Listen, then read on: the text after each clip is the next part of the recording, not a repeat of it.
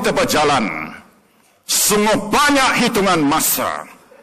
Walau dihadap segenap cabaran, walau dilempar segala fitnah, walau diterjah sedemikian banyak teknik jahat lagi kotor, digodam dan dihentam oleh pihak lawan, terbukti kita tidak pernah pudar semangat.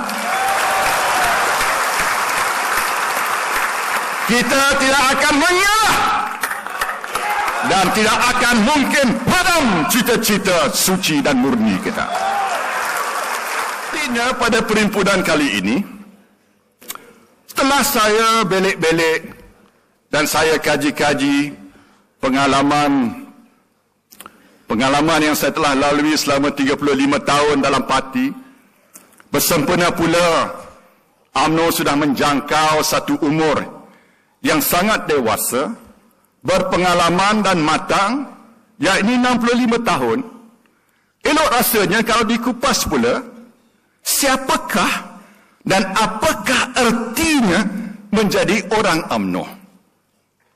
Maksud saya, bila mana diperkatakan tentang parti, kita semua sebenarnya tidak cukup sekadar didefinisikan sebagai ahli UMNO. Sebaliknya, kita perlu menjadi orang UMNO.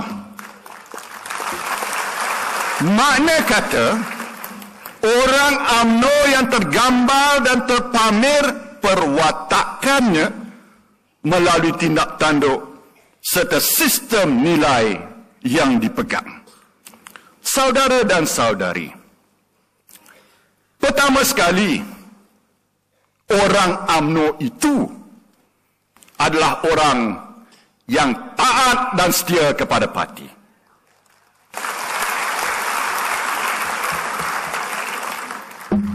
Orang UMNO tidak akan sekali-kali mengkhianati parti. Kita faham adalah lumrah dalam sesebuah parti, mesti timbul perbezaan pendapat. Apa yang penting, kelainan pandangan, kelainan pendapat itu seharusnya membawa kepada rahmat dan bukannya mengundang mudarat. Dalam berijtihad pula, orang UMNO harus mencipta kebaikan untuk parti, mengambil mufaham pengertian setia dan taat melalui syura dan musyawarah seperti difirmankan dengan indahnya pada helaian surah An-Nisa, apabila sesuatu keputusan telah dibuat, jika tidak menyalahi syariat, maka wajiblah ditaati.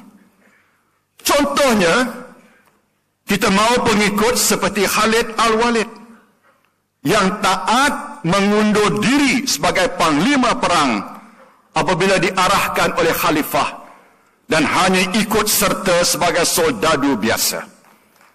Sekalipun beliau sedang berada di kemuncak karier, menurut sejarah tidak pernah kalah perang. Seterusnya, beliau diganti oleh Usman bin Zaid, seorang anak muda dalam lingkungan belasan tahun yang setia menurut arahan mengepalai pasukan tentera Islam, walaupun bukanlah seorang panglima yang berpengalaman di medan perang. Inilah dia watak dan kepribadian pejuang sejati yang kita inginkan dalam susuk diri orang-orang UMNO. Bercakap tentang taat setia, kita tak mau bila depan kita disuruh angguk, kita angguk. Disuruh geleng, dia geleng. Tapi di belakang lain pula halnya. Jangan tikam dari belakang. Dan jangan pula main belakang. Bab kata pepatah, jangan telunjuk saja lurus, tetapi kelingking berkait. Saudara dan saudari, adapun nilai kedua orang UMNO itu, adalah orang yang cinta dan kasih kepada perjuangan parti. Seperti dimadah oleh Allahyarham Tan Sri P. Ramlee dalam lagunya, itulah kasih mesra sejati dan mulia. Dalam hal ini, apabila ada rasa cinta dan kasih kepada parti, orang UMNO itu juga adalah orang yang tidak takut dan tidak gentar menyuarakan pendapat serta mendengar pula pendapat orang lain demi kebaikan parti. Ajaran agama dan pujangga melorongkan pedoman, perkatakanlah yang benar, kerana kebenaran itu isi dan makanannya sejarah tidak akan patah dipukul zaman. Bersesuaian dengan nilai kesetiaan, bila kuat hawa kasihnya kepada parti, orang UMNO wajib membela dan mempertahankan parti selagi hayat di kandung badan. Seperkara utama lagi adalah cerdik pandai berfatwa, tak kenal maka tak cinta. Lantaran untuk mencintai parti, orang UMNO wajar kenal sejarah parti, sama ada yang tersurat maupun yang tersirat.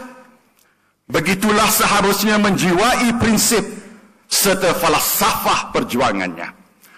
Pendek kata, orang UMNO harus melihat parti sebagai satu-satunya wadah yang mampu membela untuk nasib orang Melayu. Dalam berusaha pula sebagai tanda kasih, orang UMNO sewajibnya bersemangat dan tidak sesekali mengecewakan parti yang dicintai. Meluncur topik cinta dalam berorganisasi, orang UMNO wajib ada cinta yang satu saja kepada parti. Tidak boleh cinta poligami. Tidak boleh cinta berbelah bagi. Atau kata orang Indonesia, berbagi cinta. Tak mungkin, Pak. Enggak bisa, Pak.